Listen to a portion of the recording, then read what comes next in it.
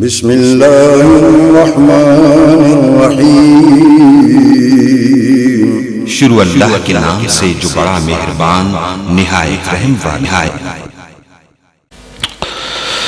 इन्नल हम्दलिल्लाहि नहमदुहु व नस्तईनुहु व नस्तगफिरुहु व नऊज़ु बिल्लाहि मिन शुरूरि अनफुसिना व मिन सय्यिआति अमालिना।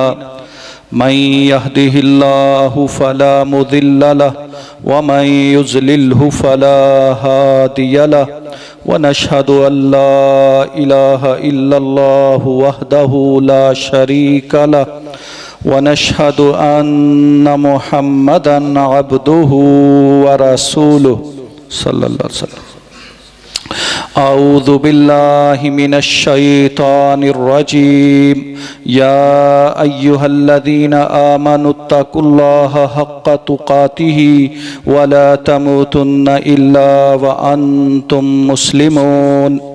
या अय्युहन्नासुत्तकू रब्बकुमुल्लज़ी खलक़कुम मिन नफ्सिन वाहिदा व खलक़ मिन्हा ज़ौजहा व बस्स मिन्हुमा रिजालन कसीरन व निसाअ वत्तकुल्लाहल्लज़ी तसाअलून बिही वल अरहाम इन्नल्लाहा काना अलैकुम रक़ीबा। या अय्युहल्लज़ीना आमनुत्तकुल्लाहा व क़ूलू क़ौलन सदीदा युस्लिह लकुम आमालकुम व यग़फ़िर लकुम ज़ुनूबकुम व मन युतिइल्लाह व रसूलहु फ़क़द फ़ाज़ फ़ौज़न अज़ीमा।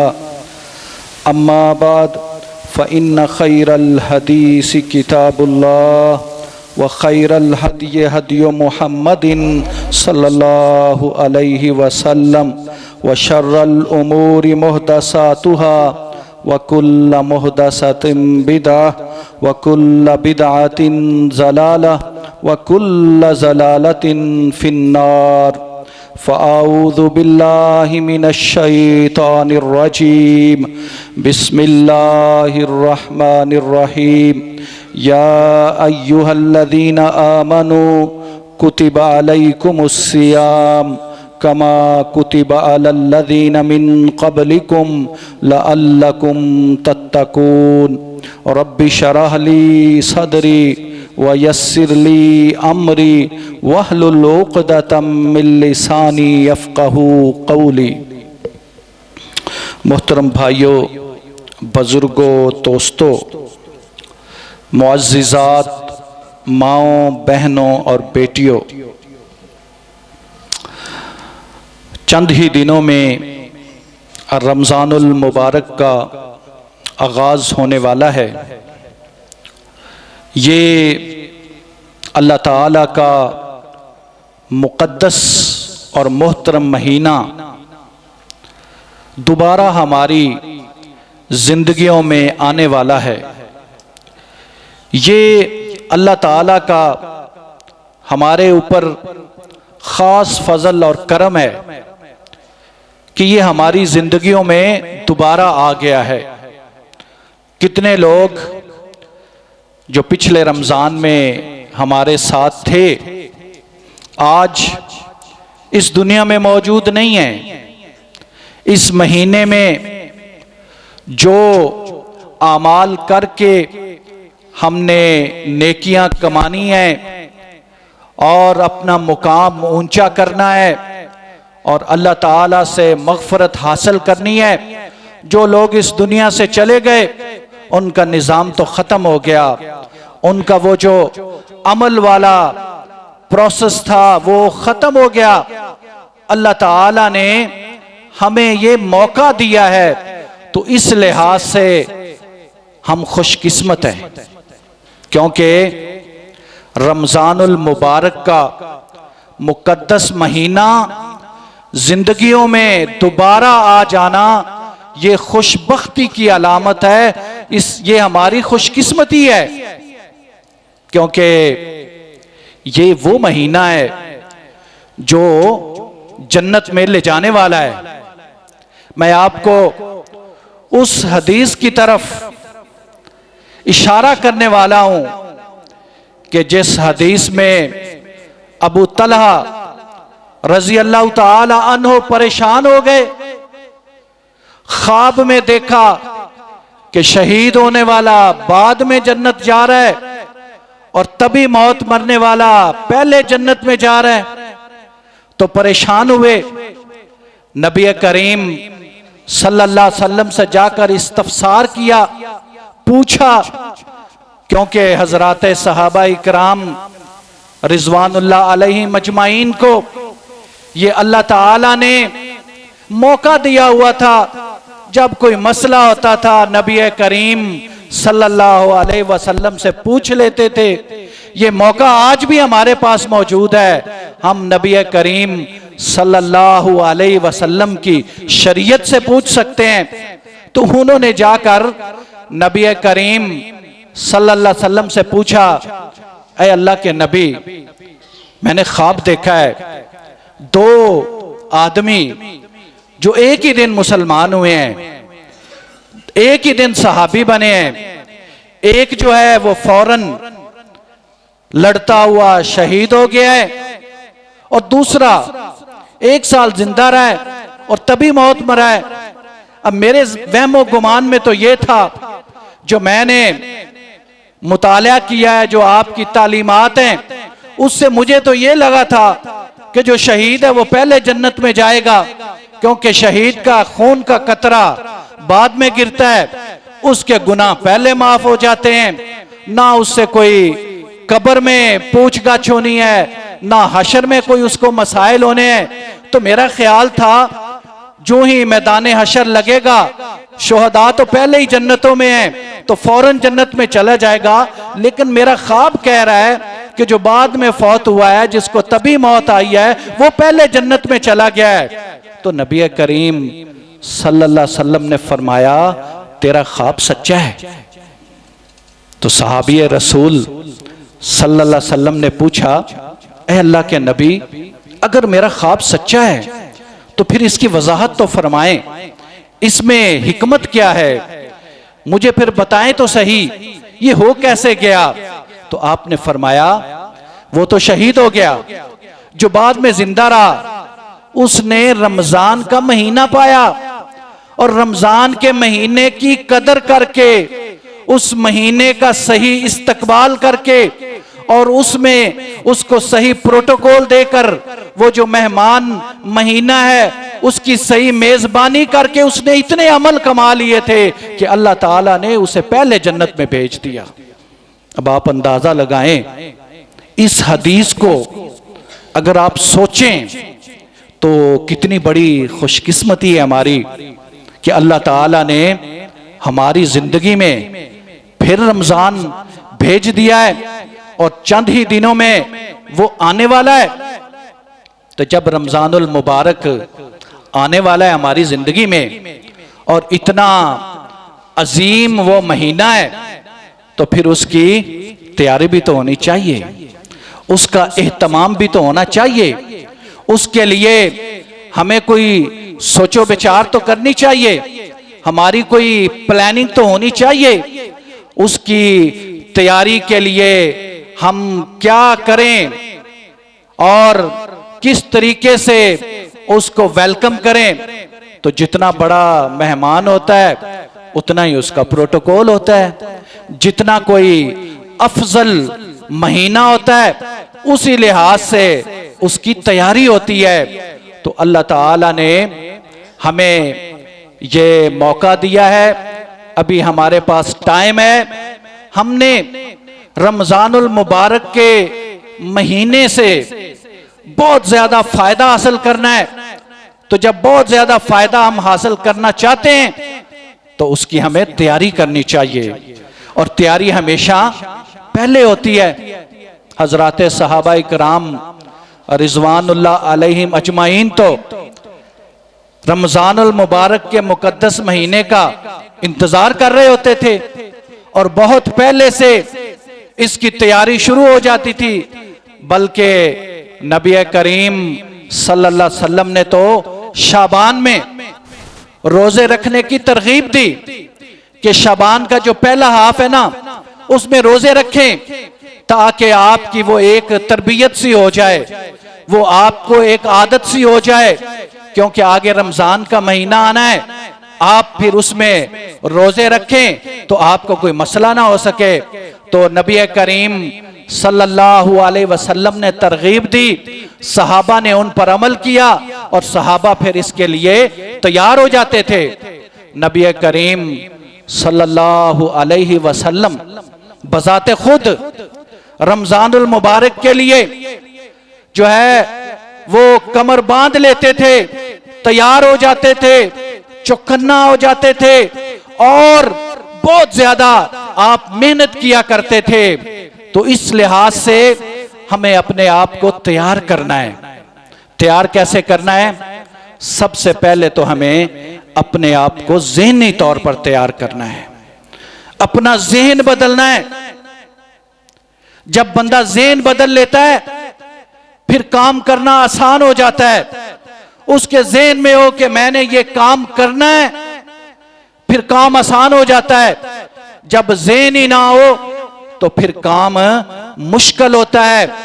ज़हन के अंदर एक चीज जब आ जाती है तो साइंस के लिहाज से भी न्यूरॉन उस तरफ स्टिमुलेट हो जाते हैं, एक चेन बन जाता है, फिर जो जिंदगी है वो आसान हो जाती है, काम करना मुश्किल नहीं रहता।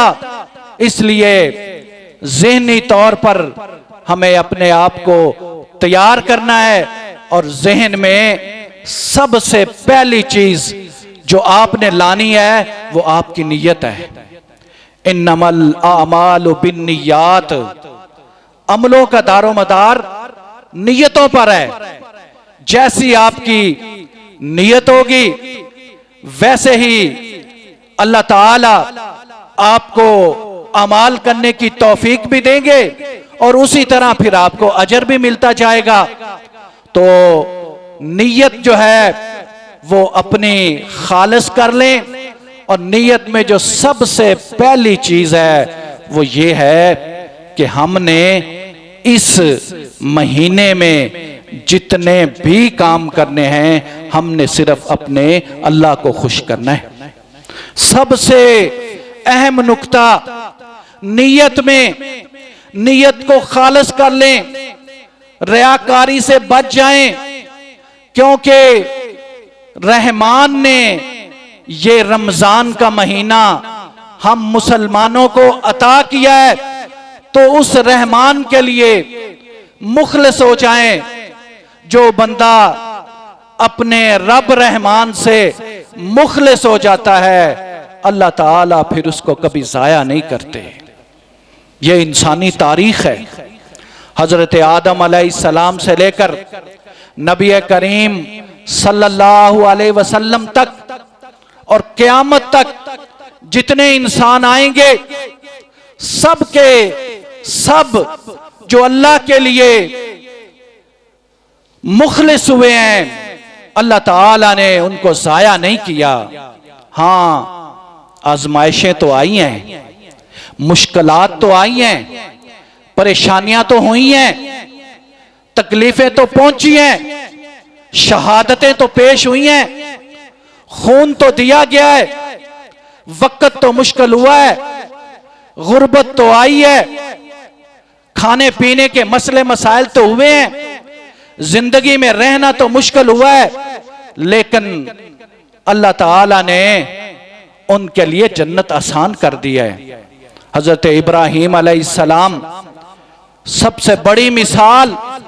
सारे लोग खिलाफ हुए, कौम खिलाफ, इलाका खिलाफ, रिश्तेदार खिलाफ, हत्ता के बाप भी खिलाफ है, घर से निकाल देता है, बादशाह भी मुखालिफ हो गया है और सबसे बड़ा इम्तिहान हुआ, आग में फेंक दिया गया। आग का काम है जलाना, लेकिन अल्लाह ताला ने आग को कहा कूनी बरदऊ व सलामा, मेरा बंदा तेरे अंदर आ रहा है, ठंडी हो जाना, लेकिन इतनी ठंडी भी ना होना, सलामती वाली हो जाना। फिर अल्लाह ताला अपनी मखलूक आग को हुक्म देता है, तेरा काम तो है जलाना, लेकिन आज तेरी जलाने वाली सलाहियत मैं खत्म करता हूं, मेरा बंदा तेरे अंदर आ रहा है, उसको समो लेना है और उसको झूले देने हैं। सबसे बड़ा काम रमजानुल मुबारक के मुकद्दस महीने में जो हमने करना है, अपनी नीयत को खास करना है। आप रोजा रख रहे हैं, आप ज़कात दे रहे हैं, आप अफ्तारी करवा रहे हैं, आप सहरी करवा रहे हैं, आप खाने का एहतमाम कर रहे हैं, आप किसी गरीब खानदान को राशन लेकर दे रहे हैं, आप मस्कीन को रोजा रखवा रहे हैं, आप किसी मस्जिद के साथ ताउन कर रहे हैं, किसी अस्पताल के साथ ताउन कर रहे हैं, किसी यतीम खाने के साथ ताउन कर रहे हैं, किसी ओल्ड एज होम जो है उसके साथ ताउन कर रहे हैं, तो आपका मतमाए नजर क्या होना चाहिए? मैंने अपने रब को खुश करना है। ना बनवाओ वीडियो, ना एडवर्टाइजमेंट करो, ना सोशल मीडिया पे भेजो। जिस अल्लाह के लिए आप ये काम कर रहे हैं वो अल्लाह ताला आपको देख रहा है। आप तन्हाई में भी काम करेंगे, वो अल्लाह ताला आपको देख रहा है। वो लतीफुन खबीर है, वो जानता भी है, वो बारीक बीन भी है। तो अपनी नेकियों को जाया ना करें। हमारी नेकियां पहले ही बहुत कम है, नियतों को खालिस करें। एक अल्लाह ताला ने कैमरा लगाया हुआ है, उस कैमरे के नीचे आए। दुनिया के कैमरों की कोई जरूरत नहीं, दुनिया की अखबारों में और व्हाट्सएप में और फेसबुक में लिखवाने की जरूरत नहीं है। किरामन कातिबीन मौजूद हैं, सब कुछ लिख रहे हैं। आपकी एक एक चीज लिखी जा रही है, प्रिंट हो रही है, वीडियो बन रही है, किताब तैयार हो रही है, डिस्क महफूज हो रही है। आप क्यों लोगों को दिखाना चाहते हैं? जिस अल्लाह को आप दिखाना चाहते हैं उसने आपको देख लिया है, वो आपको देखता है हर वक्त।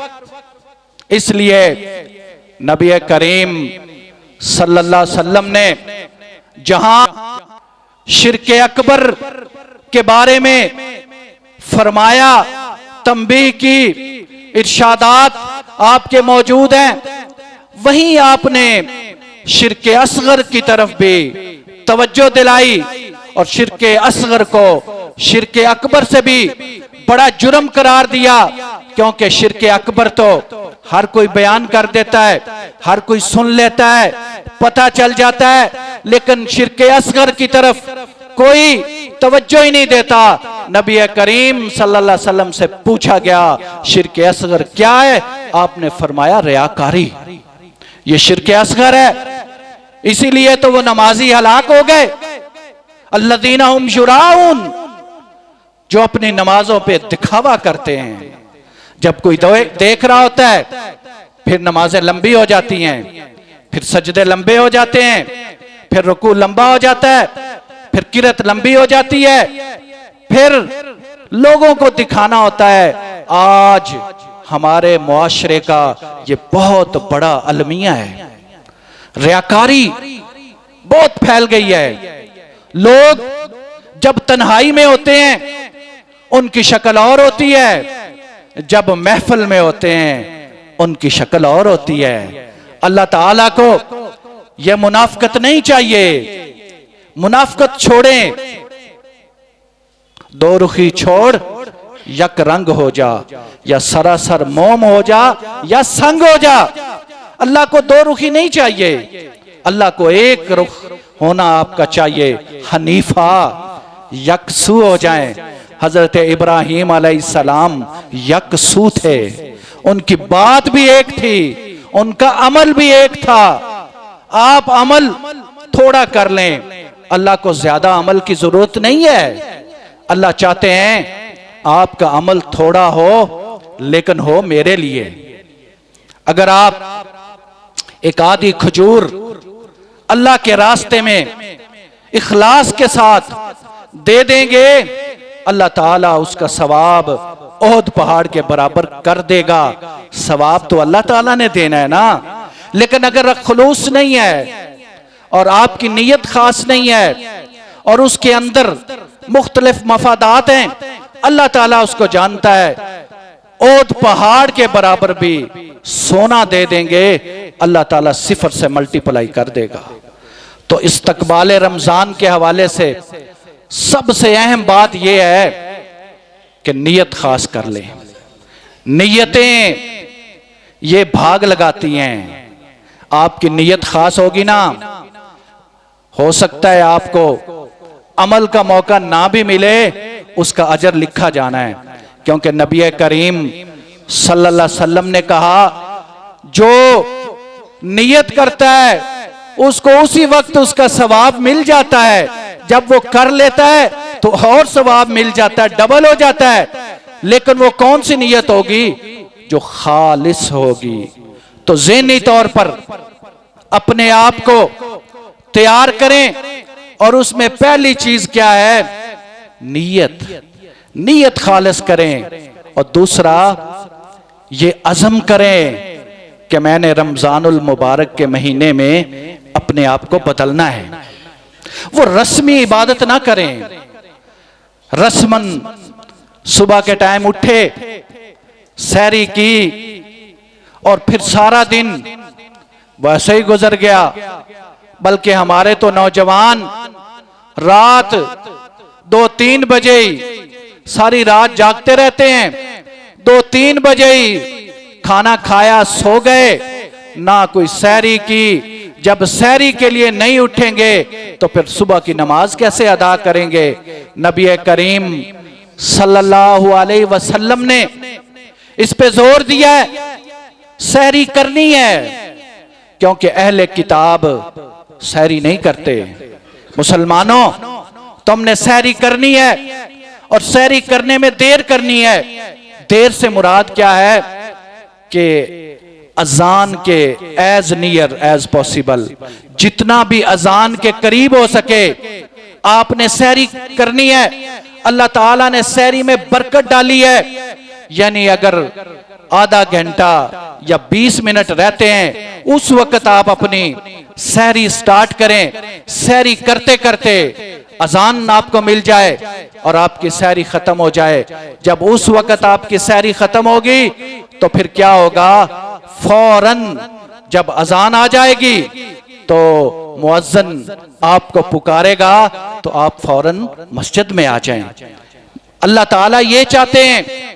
सहरी का टाइम रख दिया तो वो जो रस्मन चीजें हैं वो नहीं होनी चाहिए। अपने ज़हन में ये इरादा करें कि मैंने अपने आप को बदलना है। जो मेरे पहले 11 महीने थे, वो उस वक्त में जो कुछ था, मैंने इस महीने में वो नहीं रहना। मैंने अपने आप को बदलना है, क्योंकि इस एक महीने की तरबियत ने आपके अगले 11 महीने जो है उसमें आपकी, जो इस महीने आप तरबियत कर लेंगे तो उसमें आप वो जो अमली मशक है जो इस महीने में आपने की होगी वो आप कर सकेंगे। तो अगर आप मुसम्मम इरादा करेंगे अपने आप को बदलने का और उसके लिए फिर जद्दोजहद करेंगे और मेहनत करेंगे तो फिर अल्लाह ताला उसमें कामयाबी देगा। रस्मन चीजें नहीं होनी चाहिए। जैसे पहले 11 महीने हमारी रूटीन थी, हम कारोबार में बैठे हैं, अजान आ गई है, हम कहते चलो पढ़ ही लेंगे। इस महीने में ये नहीं होना चाहिए।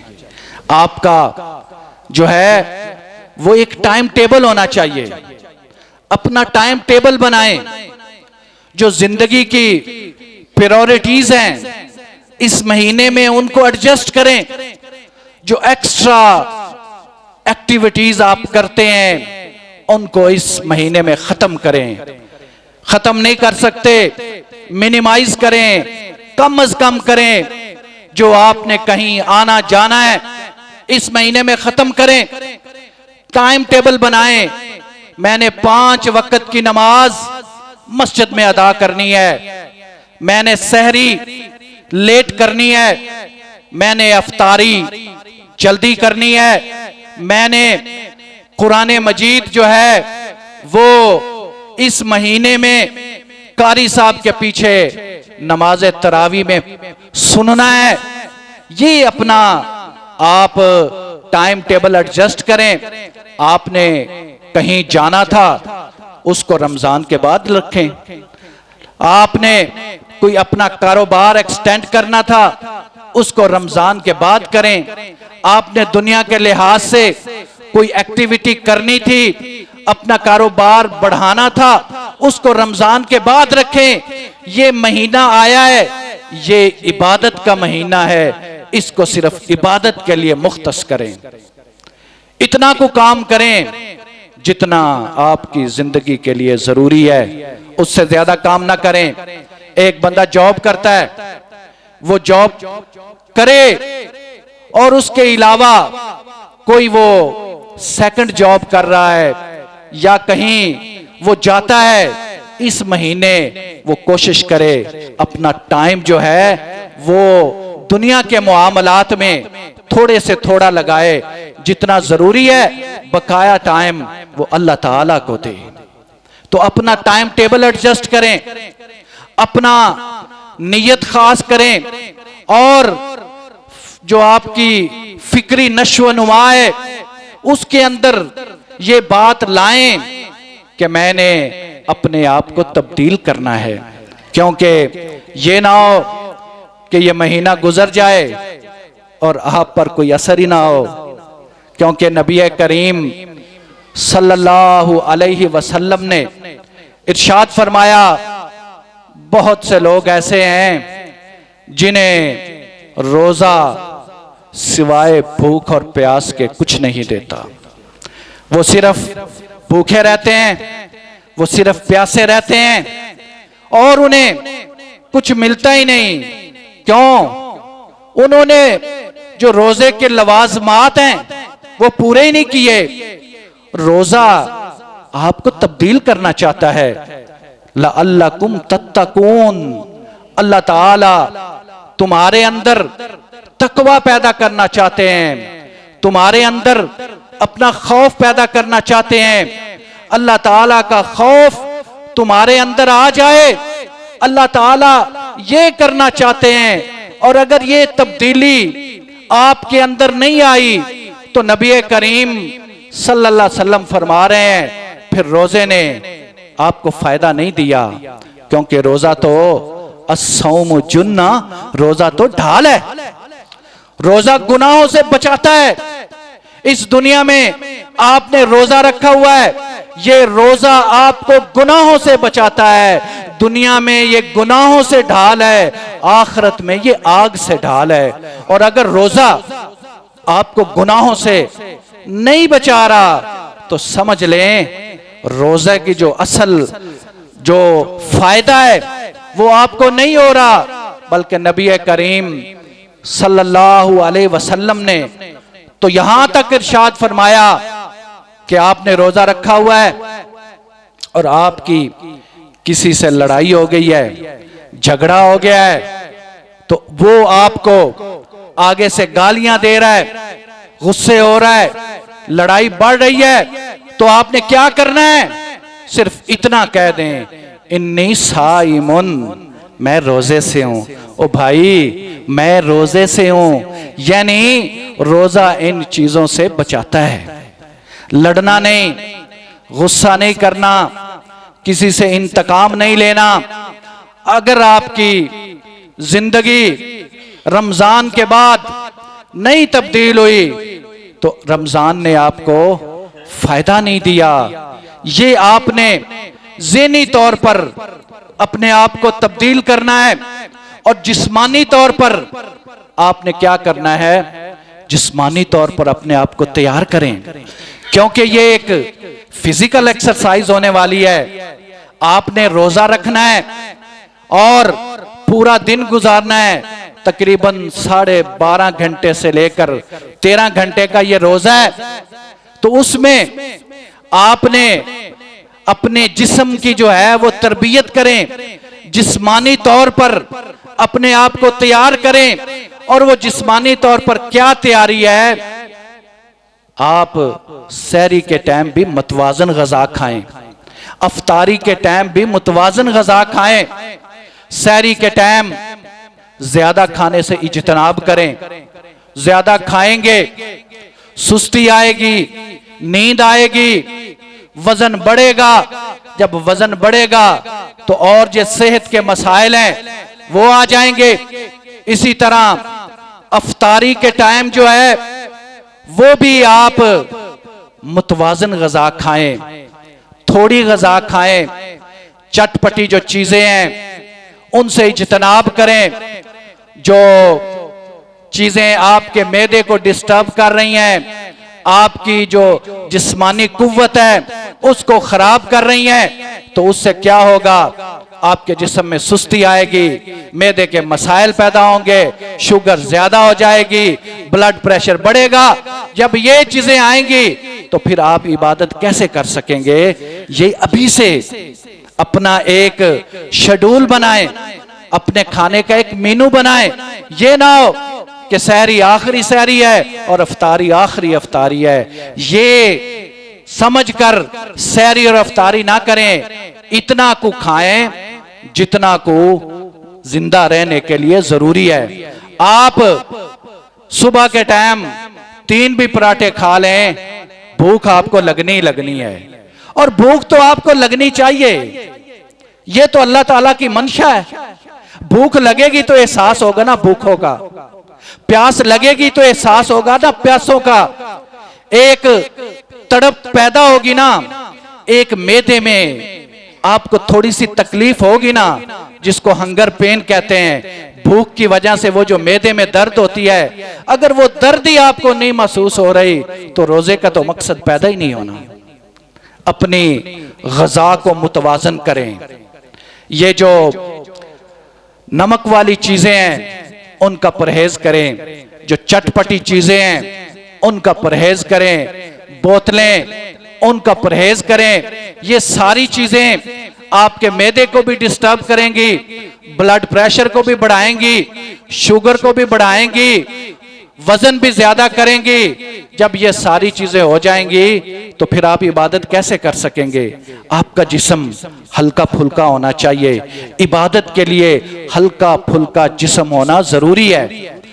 तो ग़ज़ा आपकी मुतवाज़न होनी चाहिए, नींद आपकी बेहतरीन होनी चाहिए, मुनासिब नींद हो। जब मुनासिब नींद होगी तो फिर ही आप सही इबादत कर सकेंगे। अब होता क्या है, सारी रात जागते रहेंगे और जब सहरी का वक्त करीब आएगा बगैर नमाज पढ़े सो जाएंगे और फिर सारा दिन सोए रहेंगे। और जब असर के बाद उठेंगे फिर कहेंगे वक्त ही नहीं गुजरला, चलें व्हाट्सएप देखते हैं, फेसबुक देखते हैं, ये इस तरीके से कोई क्रिकेट का मैच देख लेते हैं। ये इस तरीके से आप जब अपना टाइम टेबल गुजारेंगे तो वो जो अल्लाह ताला की मंशा है लअल्लकुम तत्तकून, वो तो पूरी नहीं हो रही। मुनासिब नींद होनी चाहिए। दोपहर के टाइम कैलूला जरूर करें। नबी करीम सल्लल्लाहु अलैहि वसल्लम ने इसकी तरगीब दी है। कैलूले से आपकी तबीयत हशाश बशाश हो जाती है, चाहे आप 10-15 मिनट का कर लें। और रात को जब आप तरावी पढ़ लें, क्योंकि आम हालात में नबी करीम सल्लल्लाहु अलैहि वसल्लम इशा की नमाज पढ़ने के फौरन बाद सो जाते थे। आप इशा के बाद कोई कामकाज नहीं करते थे, कोई गुफ्तगू नहीं फरमाते थे और इसको नामुनासिब समझते थे।